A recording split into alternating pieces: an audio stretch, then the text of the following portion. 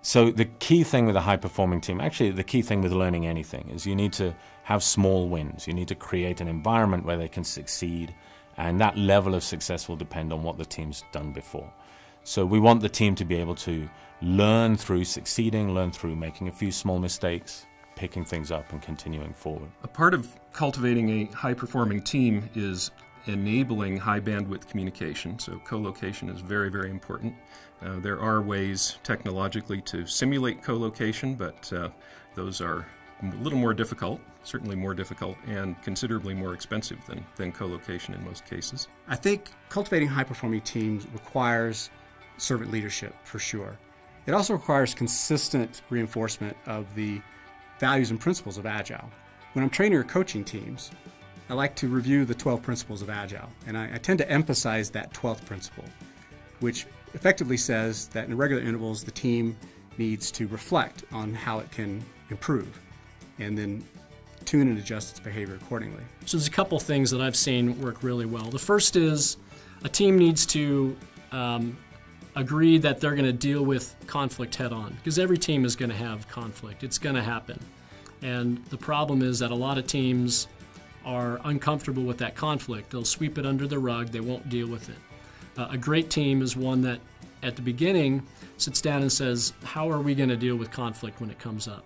And every team that I've heard ask that question arrives at the answer that we need to deal with it head on. We can't ignore it. The way that you're going to build it up when we're working with an Agile team is gradually raise the bar. The bar defining, say, technical quality, defining what the team is capable of delivering. We're continually moving that upwards. We call that a definition of done on an Agile team. And that definition of done gives us sort of a checklist of what the team considers to be important, considers to be a high-quality product when they finish it. And we're gradually going to strengthen that definition of done. We're going to make it harder and harder to pass that quality bar. In Scrum, we have the retrospective. Now, whether you consider yourself an Agile team or not, I think this is one of the most powerful practices you can have that will help you improve and achieve that high-performing state.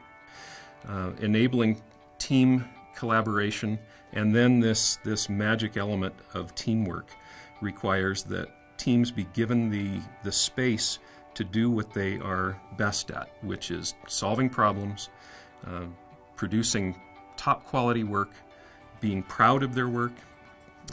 The freedom to take pride in your work is one of the most important things that enables a high-performing team. So from a leadership standpoint or management standpoint in an organization, it's exceptionally important to provide an environment that allows teams to succeed and then trust the teams to get the job done. Finally is making all of that work visible. We find people are very, very responsive when they're seeing what they're delivering, what they're achieving up on the wall in a big, visible way. It allows the recognition for what they're doing to be reflected across the organization. It allows the team to self-direct because they understand whether they're on track, whether they're overachieving, whether they're underachieving in a very simple, safe way, rather than having a manager coming in and saying, hey, you missed this goal, or you've hit this goal, but you didn't do this. We're able to make that really visible. Another great thing that I've seen teams do is to agree on what are those values or attributes that we're going to strive to achieve and make that explicit, make it visible. So when a team chooses those values, what they can then do is on a regular basis, every sprint or every iteration, reflect on these and ask the question, are we living up to our own team values?